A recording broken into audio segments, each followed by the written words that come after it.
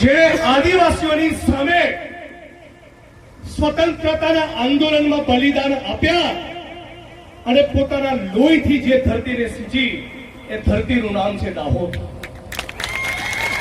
અને આ એ ધરતી છે જે ધરતીના આપણા આદિવાસી સમાજના ભાઈ બહેનો હોય નહીં અને ગુજરાતમાં આ જેટલા પણ મોટા મોટા બિલ્ડિંગો, મકાનો, mall, multiplex, shopping centre, tower, ગુજરાતની વિધાનસભાનું મકાન, સચિવાલયનું મકાન, તમામ પોલીસ સ્ટેશન, તમામ મામલતદાર કચેરી, પ્રાંત કચેરી, એસપી ઓફિસ, કલેક્ટર ઓફિસ, મારું પોતાનું મકાન અને ગુજરાતના મુખ્યમંત્રીનું મકાન, આ તમામે તમામ મકાનના પાયામાં જેનો લોહીનો પરસેવો છે એવા દાહોદના કડિયા મજૂરોને, તમામ મારી બહેનો, માતાઓ, વડીલો, આ તમામ લોકોને હું સલામ કરું છું, હું પ્રણામ કરું છું, હું વંદન કરું છું. સાથીઓ, સમય પાકી ગયો છે.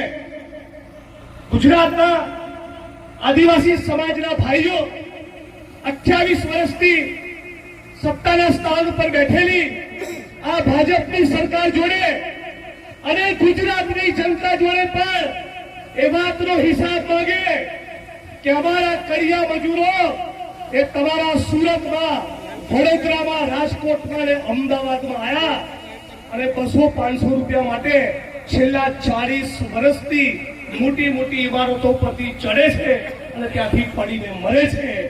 આનો હિસાબ માંગવાનો સમય ભારતીય જનતા પાર્ટીની પાસે હિસાબ માંગવાનો સમય આજે આવી ગયો છે. સાથે ઘણી વાર વિચારતો હોઉં કે અમદાવાદની અંદર જોઈએ એક તરફ ઉદ્યોગપતિઓના દીકરા અને દીકરીઓ અને આપણા દાહોદના, ગોધરાના, પંચમહાલના, સોનગઢના, વ્યારાના, વાપીના, બાંસવાડા અને ડુંગરપુરના આદિવાસી સમાજના બાળકો એ સિમેન્ટની થેલી અને કપચીલા ઢગલાની અંદર એમનું બાળક ઉછળતું હોય છે.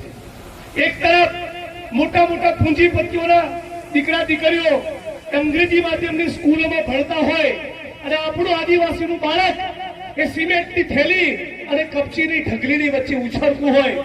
આ ભારતીય જનતા પાર્ટીએ છેલ્લા 28 વર્ષમાં કરેલો વિકાસ. આજે પણ ગુજરાતની અંદર જે 100 માંથી 40-45 બાળકો કુપોષિત છે, એમાંના મોટા ભાગના બાળકો એ દલિત, આદિવાસી અને ઓબીસી સમાજના બાળકો છે. આપણા ગુજરાતની અંદર કોંગ્રેસની સરકારે